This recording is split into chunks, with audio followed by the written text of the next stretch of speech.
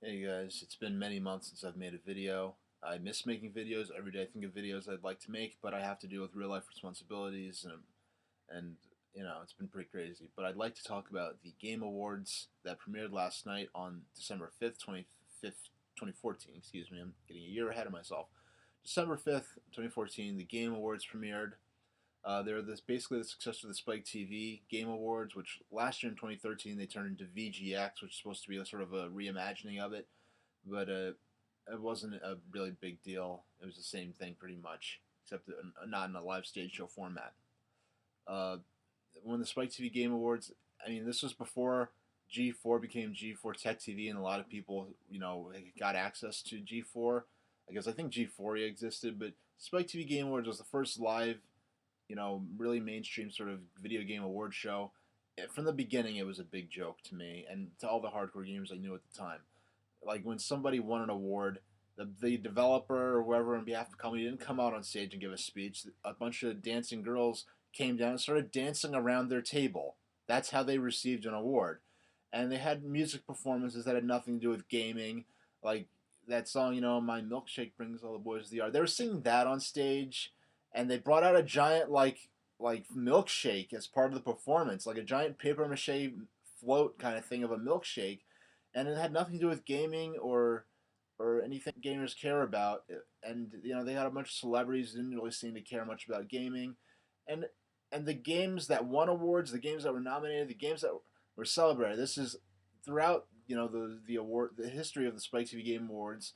It really didn't seem like a celebration of gaming in general. All the variety and different types of games and genres and playstyles. It really just seemed like a celebration of the sort of realistic sort of macho, what are often stereotypically called like dude bro type games, and that's and of that nature, Nintendo got shafted pretty much. They generally got ignored, both throughout the history of the award show. I mean, they could win like best Nintendo game if that was a cat. I think something along those lines was like best Nintendo game or best family game. That's like the only awards, or they do best handheld game. That's often the only award Nintendo could win at those types of things.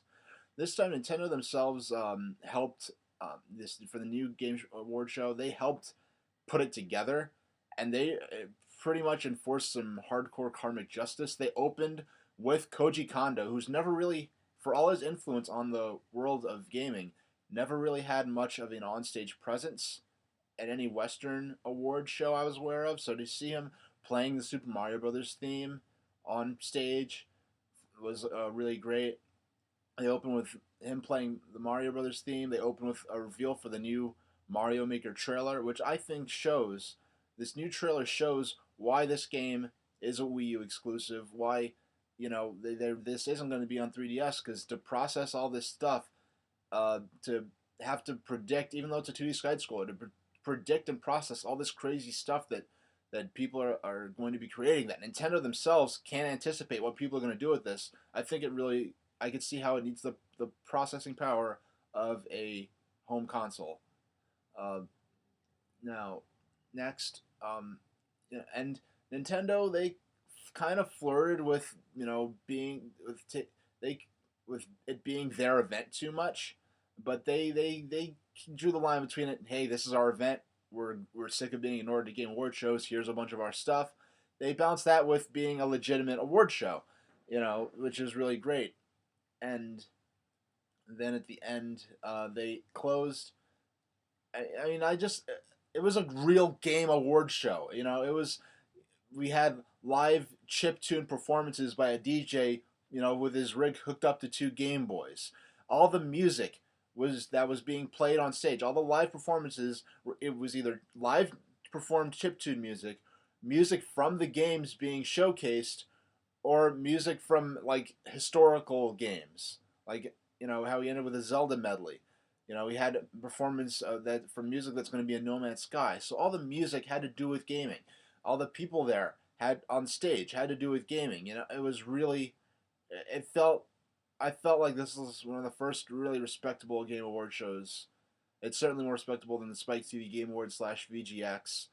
I like how Nintendo and Reggie Jeff Keighley and Reggie were able to poke fun at themselves a bit for last year at VGX when there was supposed to be this big reveal for Nintendo, and it turned to be Cranky Kong being playable in Donkey Kong Country Returns Tropical Freeze.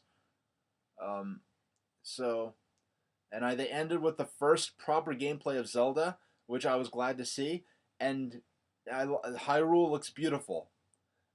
It looks absolutely gorgeous. It's what we expected. This is the Hyrule I always wanted. I mean, since the closest we got to this before this was Twilight Princess, and even that was just sort of several sort of. It was really what Twilight Princess was.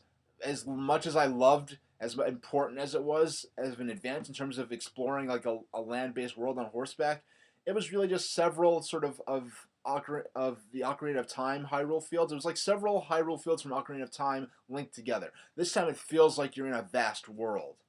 And what I would describe it as what I wanted is the world from Zelda 2 on the NES, but in full 3D. And that's what this is. This is like you're exploring a vast nation on horseback. And I'm really thrilled that they're going in this direction. You're seeing herds of wild horses, trees with apples that grow on them. You could pick the apples, just stuff like that. And I know it's not some of that stuff isn't necessarily unique to Zelda. It's not like the first time. It's going to be the first time a lot of Nintendo games have done this, but I want to see Zelda's take on a world like this, and I think it's going to be really unique. This is the first time we've seen Link use his sword in this new Zelda game. We've seen him use that thing that looked almost like a magic wand that he fires this arrow in the teaser trailer. This is the first time we've seen him on horseback swinging his sword around. I was pleased with the Game Awards show. It was great. If you like, depending on no matter what kind of game you like to play, what kind of game gets you behind the controller, behind the your smartphone, behind your 3DS or Vita. No matter why you pick up your game device, there was something in the show that made you feel included, and it wasn't just like, yeah, first-person shooters, yeah, sports games. It wasn't like that anymore. And not to say that first-person shooters and sports games aren't valuable. They are. But at previous Game Awards shows, and a lot of the mainstream gaming media in general, really have sort of catered to like teens and 20-somethings who play action games, especially mature games, and made everything else sort of seem like illegitimate. And I think that's finally starting to fade away. It's going to take a while, but it's starting to change. I like the Game Awards show.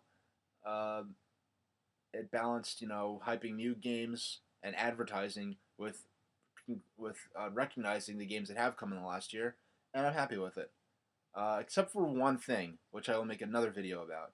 Now, that's it for now. Thanks for watching. Unfortunately, this won't be the beginning of a whole series of games and videos I'd like to, but I'd like to thank all my new subscribers, all my old subscribers who've stuck with me through my hiatus, and I'd like to, in early 2015, no promises, I'd like to get together a new format for my videos and start putting out videos again of all different kinds, gaming related videos, non-gaming related videos, and updating my website as well. So that's it for now, and thank you very much for watching.